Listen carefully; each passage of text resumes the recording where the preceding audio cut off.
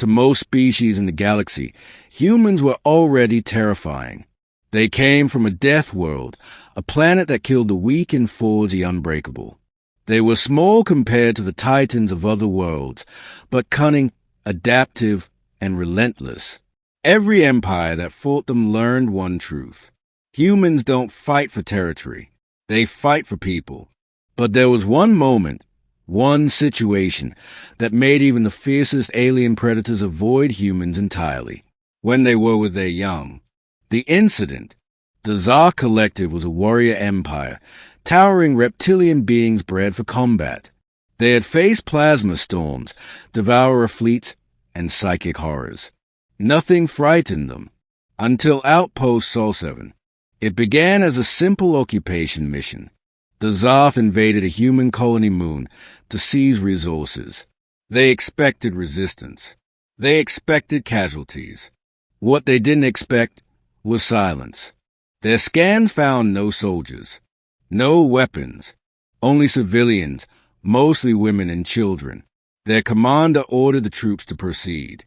That's when everything went wrong. The first warning. Private Kren of the 12th Zod Division reported movement, a lone human walking toward them across the ash plains. Unarmed, one arm in a sling, the other carrying a small child. The soldiers laughed at the sight. A soft-skinned challenging a battalion of warriors? Kren raised his rifle. His commander gave the order. Do not fire. Let it approach. We'll capture it for interrogation. But when the human looked up, something primal stirred in every Zar soldier. Its eyes were calm. Too calm. The child on its hip reached out, tugged at the human's collar, and the parent smiled. That smile made the soldiers take a step back. The second warning. Every sensor went offline. Communications jammed. Weapons overheated. Then the human spoke. Just one sentence. You shouldn't have come here. Moments later, orbital feeds captured what happened next, and those images were later classified by every galactic authority. The unleashing. The human set the child down gently, whispering something inaudible. The kid ran toward a nearby shelter. Then the parent straightened, and the temperature dropped 10 degrees. Their vitals spiked. Heart rate, adrenaline, neural activity, all at levels that should have killed them. But they didn't die.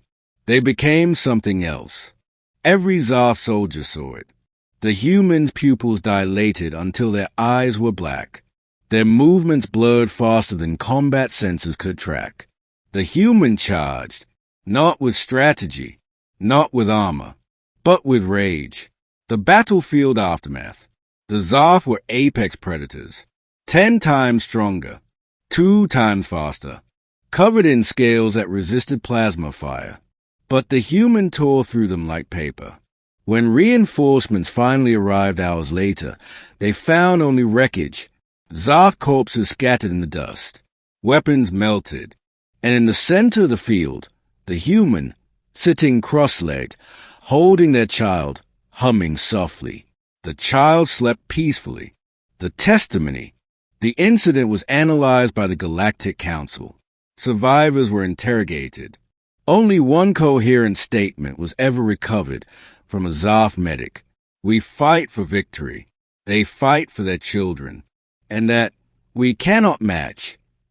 The research. Curious, xenopsychologists began studying human parental behavior. What they found disturbed them.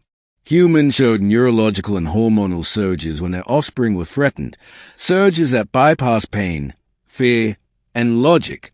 Every system in their bodies synchronized into a singular biological command. Protect the young. This wasn't cultural. It was genetic, a survival mechanism honed through millennia of danger.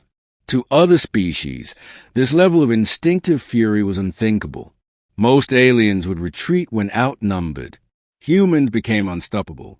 The whispered term. Across the galaxy, a new phrase entered military briefings.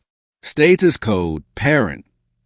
If a human was identified protecting a child, combat engagement was prohibited. Entire fleets rerouted to avoid confrontation. Even mercenaries refused those contracts. It wasn't fear of defeat. It was fear of what they'd awaken. The historical parallel. Historians dug deeper and found that this behavior wasn't new. From the earliest human wars, records spoke of soldiers who carried their children's photos into battle and fought harder when reminded of them. In ancient Earth texts, phrases like a mother's wrath or a father's vengeance weren't metaphors. They were survival codes. When humans became parents, they didn't weaken. They became primal. Even Earth's predators, lions, bears, wolves, reflected this truth.